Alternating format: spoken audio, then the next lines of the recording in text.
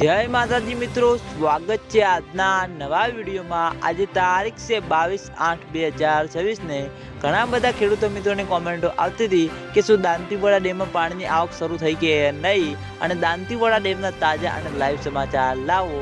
તો આજે આપણે બનાસકાંઠા જિલ્લાના જીવાદોરી સમાન ગણાતા દાંતીવાડા ડેમ ઉપર એક નજર કરીએ તો હાલમાં દાંતીવાડા ડેમની સપાટી 570 ફૂટે છે અને દાંતીવાડા ડેમની ભયાનક સપાટી 604 ફૂટ છે। અત્યાર સુધીમાં દાંતીવાડા ડેમ 25.94% ભરાયેલો છે।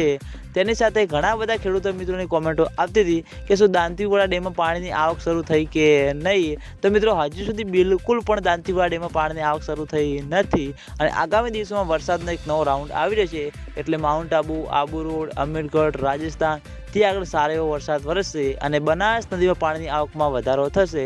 પછી મિત્રો દાંતીવાડા ડેમમાં પાણીની આવક શરૂ થાય તેવું લાગી રહ્યું છે। અને આજના વિડીયોમાં આટલું હતું। તમે બધા અમારી ચેનલ ઉપર નવા હોય તો વિડીયોને લાઈક કરી દેજો, કોમેન્ટ કરી દેજો અને ચેનલને સબસ્ક્રાઈબ પણ કરી દેજો। તો મિત્રો, જય માતાજી।